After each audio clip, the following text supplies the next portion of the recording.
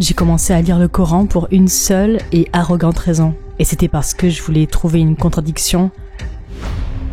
J'ai jeté les articles, les tracts, les cassettes, j'ai rangé le Coran. Ça devenait trop lourd pour moi mentalement et émotionnellement. Tu sais, je suis devenue musulmane et ça c'est moi maintenant. C'était un moment très douloureux quand elle m'a dit « J'ai fait mon travail, je n'ai plus besoin d'être ta mère et tu es toute seule maintenant. » Et se faire rejeter par sa mère, c'est vraiment très douloureux. Très douloureux. Je n'arrivais pas à trouver ma place. Je me suis sentie incroyablement seule. Ça en était devenu trop. J'ai appelé ma mère et je lui ai dit « S'il te plaît, viens, ramène-moi à la maison. » Et j'ai arrêté de pratiquer l'islam. Du coup, j'ai enlevé mon hijab, j'ai arrêté de prier. Assalamu alaikum sur Aliya Oumrayan. Merci d'avoir accepté notre invitation. Je voudrais commencer par qui est Aliya Oumrayan. Peux-tu nous parler brièvement de ta vie? Wa alaikum assalam wa rahmatullah. Je vous remercie de m'avoir donné l'occasion de m'exprimer. Je suis née et j'ai grandi dans l'est de Londres. J'ai grandi dans un quartier qui était majoritairement musulman. C'était surtout un quartier bangladais et donc je voyais beaucoup de musulmans. Je suis métisse, ma mère est italienne et mon père est nigérien, originaire d'Afrique de l'Ouest, mais à chaque fois que l'on me pose cette question, je me dis juste que Aliya est une âme qui veut voyager vers Allah. Comment était ta vie en ce qui concerne la foi? En quoi est-ce que tu croyais? J'ai grandi en tant que chrétienne. Je suis devenue chrétienne née de nouveau à l'adolescence. J'ai toujours cru en Dieu. Ma mère m'a élevée d'une façon qui m'a encouragée à être curieuse sur la vie et sur notre raison d'être et le monde. Et donc, même si je suis devenue une chrétienne née de nouveau, il y avait des lacunes. Alors oui, j'ai posé des questions, j'ai questionné les fondements du christianisme quand j'étais très jeune. Et j'ai constaté que, même si j'étais émotionnellement et spirituellement inclinée vers la religion, rationnellement, j'étais pas convaincue. Et j'ai fini par quitter la religion. Les origines de mon père sont très intéressantes parce qu'il est né musulman. Mon grand-père était musulman. Quand mon grand-père est mort, longtemps avant ma naissance, mon père a quitté l'islam et du coup, quand il a rencontré ma mère à Londres, il n'était pas musulman. Donc je n'ai jamais été élevée dans l'islam. Il n'y avait pas d'islam. Il n'était pas musulman. Qu'est-ce qui t'a fait remettre en question tes croyances? Je me souviens que j'allais à l'église avec ma mère. J'allais à l'église et spirituellement et émotionnellement, c'était très très satisfaisant. Mais j'avais des questions. Je n'arrivais pas à comprendre pourquoi on vénérait le Fils de Dieu. Je n'arrivais pas à comprendre comment, à un moment, il était le Fils de Dieu et qu'après il était le Seigneur. Mais surtout que c'était un homme, qu'il était un être humain comme moi, et je ne pouvais pas logiquement et rationnellement comprendre comment je pouvais vénérer un autre être humain. Ça me troublait depuis que j'étais toute petite, et du coup, j'ai remis ça en question, et je me souviens qu'un jour en particulier, j'ai parlé au pasteur de l'église et je lui ai posé cette question, et il m'a dit « Et la foi ?» Et c'était à ce moment-là que j'ai su que c'était pas pour moi. Comment est-ce que tu as entendu parler de l'islam? Alors, je dois te ramener à mon enfance. Pour répondre à cette question, j'ai grandi dans une région majoritairement musulmane, c'était un quartier bangladais, et en face de chez moi, j'habitais au premier étage. J'avais environ 8 ans, j'allais à la fenêtre du salon, et je m'appuyais sur le rebord de la fenêtre du salon, et j'arrivais à voir au rez-de-chaussée, en face de la route où j'habite, il y avait un masjid de fortune. En fait, c'était un conteneur à l'époque, mais là d'où je me penchais quand j'étais petite, j'arrivais à voir dans l'espace de prière de cette sorte de mosquée de fortune, et j'ai trouvé ça fascinant.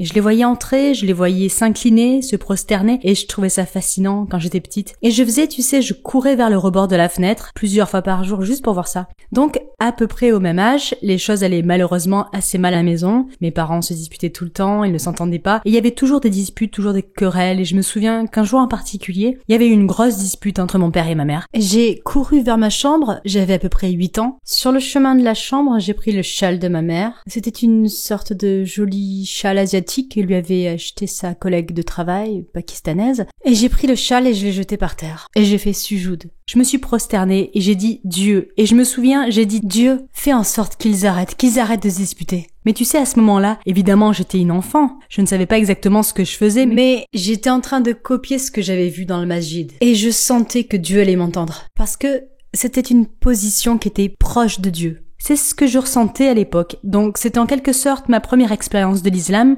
Et après, il y en a eu une autre. 2 ans plus tard, j'avais 10 ans. J'étais à l'école. Je suis rentrée de l'école et on a appris que l'un de nos camarades de classe, qui était en fait dans ma classe, il avait fini les cours, a couru sur la route pour acheter des cartes de jeu qui étaient très populaires à l'époque. Il s'était fait renverser par un camion et il est mort sur le coup. Et l'école a écrit à tous les camarades de classe et les a invités à ses funérailles qui allaient avoir lieu dans quelques jours. Du coup, j'ai supplié ma mère de me laisser y aller et on y était quelques-uns à ne pas être musulmans dans la classe. Elle a dit oui, et je me souviens avoir dit à mon amie Leila, qui était ma meilleure amie à l'époque, elle venait de Somalie, je lui ai demandé si je pouvais lui emprunter une écharpe, elle a dit oui. Du coup, elle m'a donné une écharpe et je me souviens être rentrée dans la mosquée d'East London. Je pense que j'étais le seul enfant non musulman qui allait à l'enterrement. Et j'ai prié Duhur et après j'ai fait la prière de Janaza et je me souviens d'avoir fait le sujoud pendant la prière de Duhur et de sentir ce sentiment de proximité que j'avais ressenti quand je l'ai fait, tu sais, 2 ans plus tôt. Et c'était en quelque sorte ma 2e expérience de l'islam.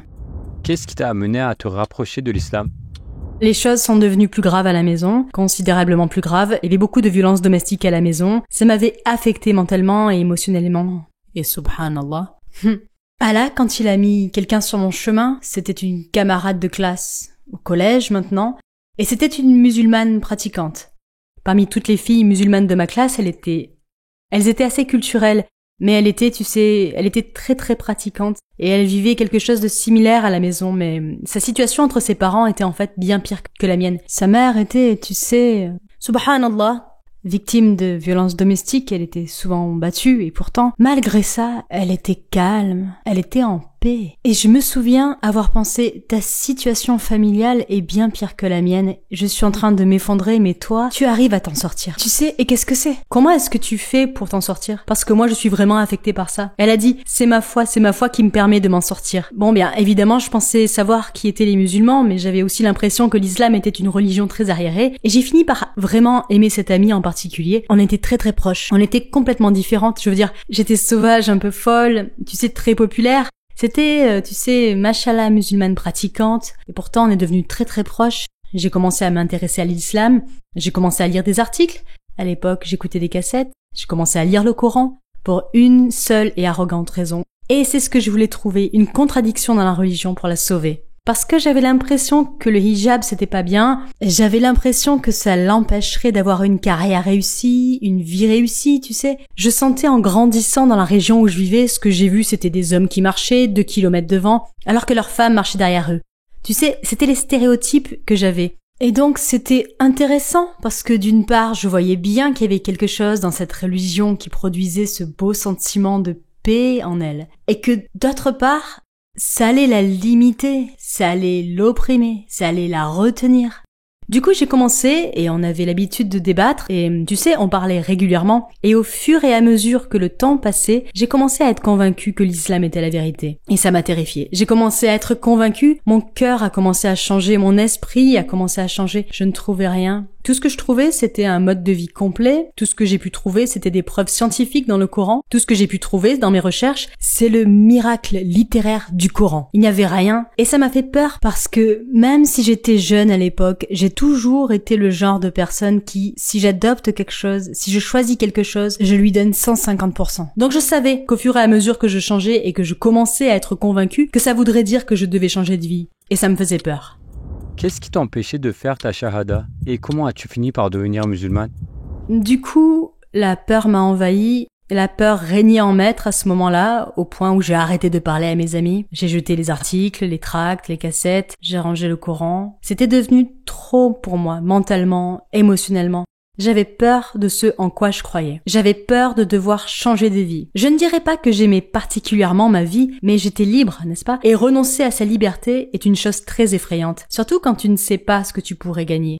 Et maintenant, je sais ce que j'ai gagné. Du coup, j'ai arrêté de lui parler et j'ai continué ma vie. Et après, je me souviens avoir révisé pour mes examens. Il y a eu un week-end en particulier où j'étais en train de réviser mes examens, mais pour une raison ou pour une autre, je n'arrivais pas à me concentrer. Je ne pensais qu'à l'islam. Tout ce à quoi je pouvais penser, c'était les choses que j'avais découvertes. C'était comme si j'étais bombardée par ces pensées. Sur les preuves scientifiques dans le Coran, l'existence de Dieu, la preuve des messagers, et c'était juste pensée après pensée après pensée.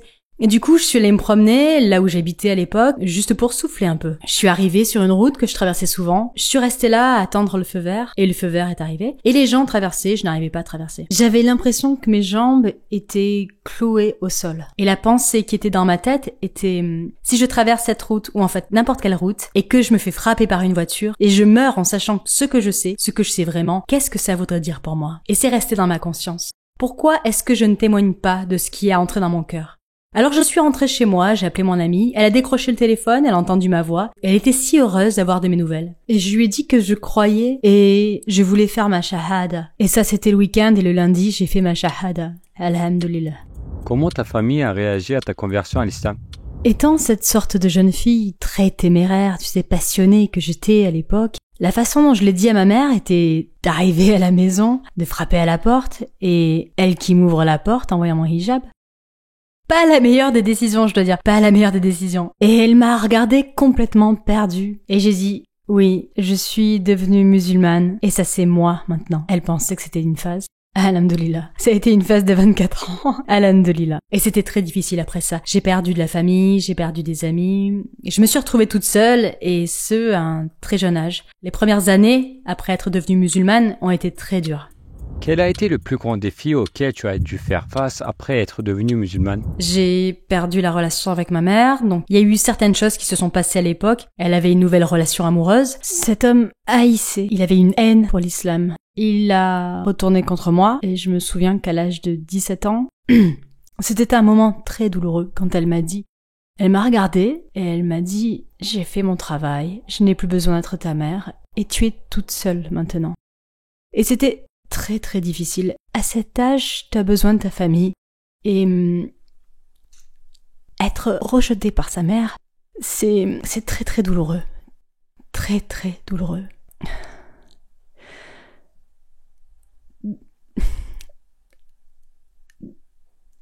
Donc, c'était difficile.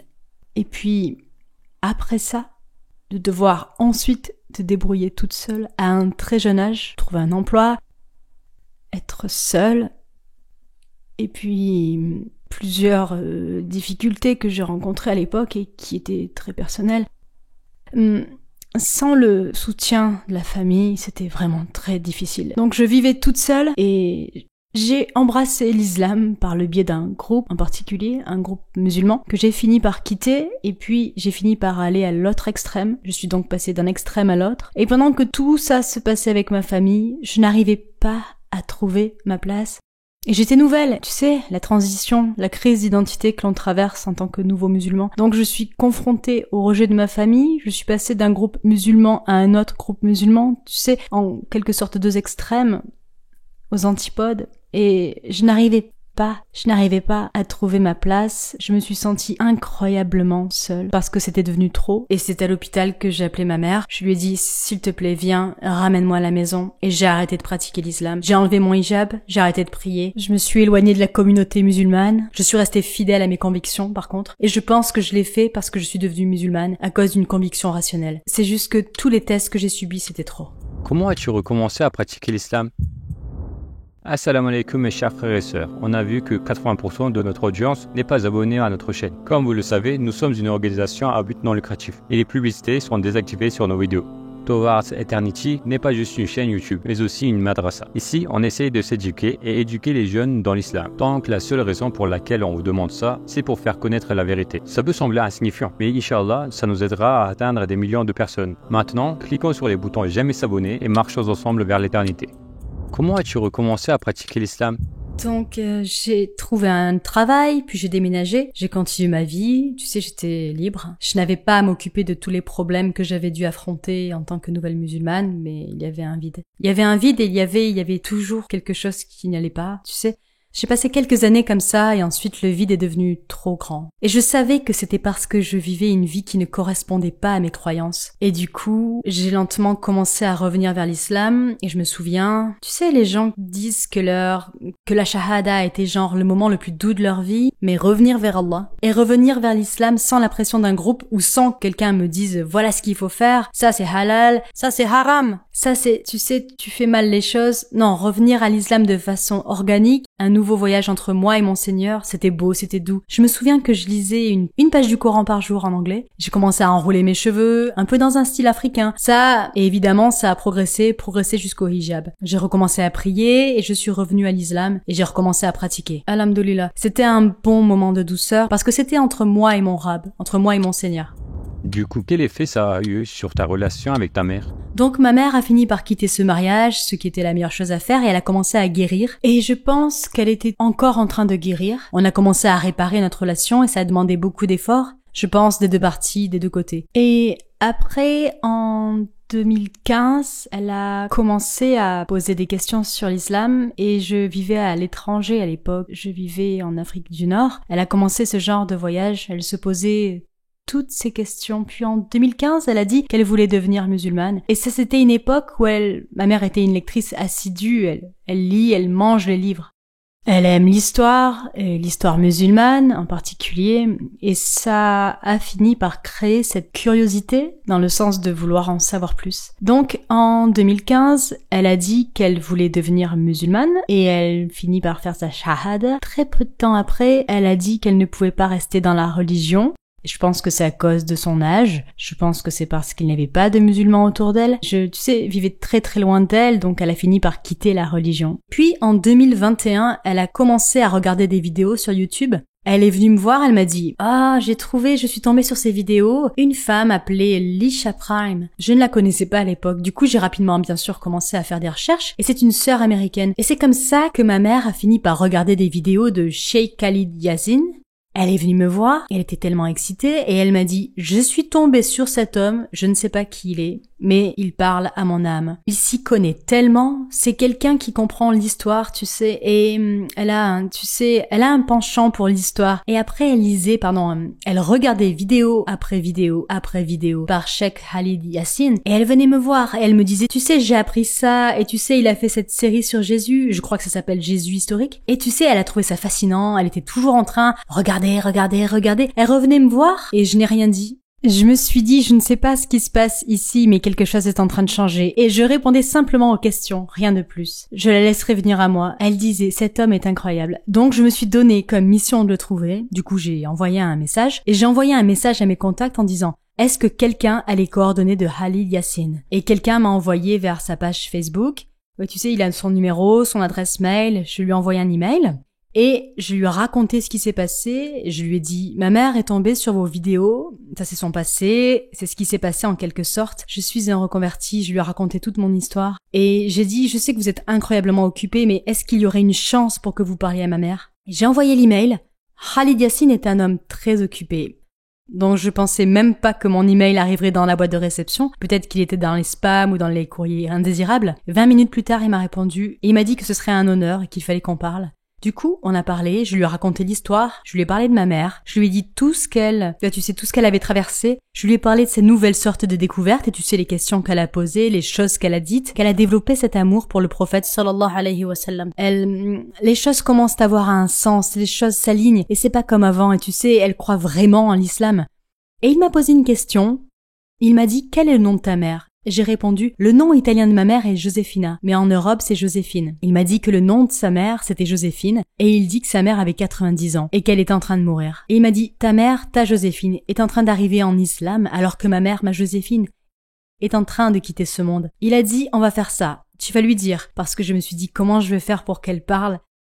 Tu sais, je veux qu'il parle, mais il m'a dit qu'elle pourrait, vous savez, elle pourrait ne pas accepter, même si tu sais qu'elle aime mes vidéos. Il m'a dit, dis-lui juste qu'il y a quelqu'un qui veut lui parler, de ses recherches, de son parcours de recherche sur l'islam, mais ne dis pas que c'est moi, tu sais, laisse-moi faire à partir de là. Du coup, je suis retournée la voir, j'ai dit, oh, il y a cet homme, c'est un chercheur, il veut juste te poser quelques questions. Est-ce que tu serais prête à répondre à quelques-unes de ces questions? Elle a dit, oui, bien sûr. Et je lui ai dit, oh maman, au fait, tu sais, dans ma conversation avec lui, il m'a dit, quel était ton nom en arabe? Elle a répondu non.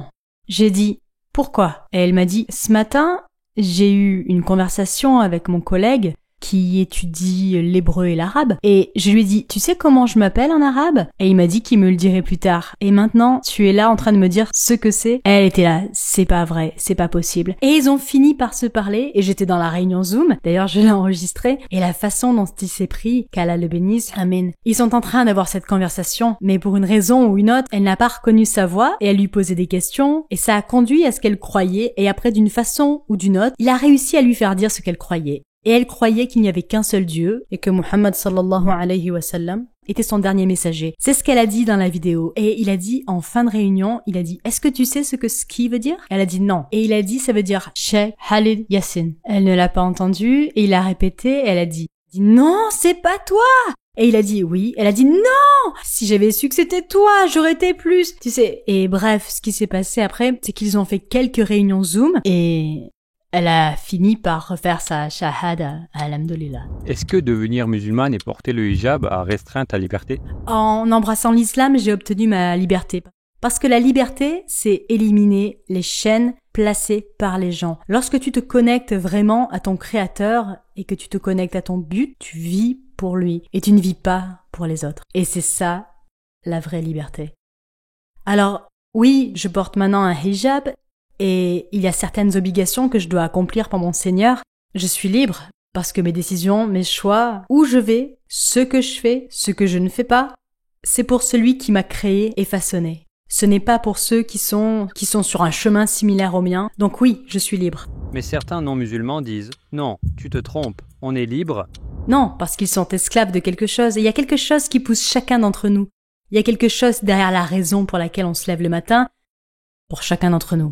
Ça peut être la famille, ça peut être ton travail, ça peut être faire de l'argent, ça pourrait être tes propres désirs. On est tous esclaves de quelque chose. Mais je préfère être esclave de celui qui est parfait, d'où je suis venu et où je retournerai, que ce à quelque chose qui se terminera comme je le ferai un jour. À une époque, je sentais que l'islam opprimait les femmes, les restreignant, et je me rends compte en fait que l'islam, avec la culture en moins, et je dois le souligner, l'islam, dans sa forme la plus pure, valorise la femme d'une si belle manière, en fonction de ce qu'elle est en tant que femme. Les compagnons du prophète sallallahu alayhi wa sallam ont demandé, tu sais, qui je dois aimer le plus? Quelle a été sa réponse?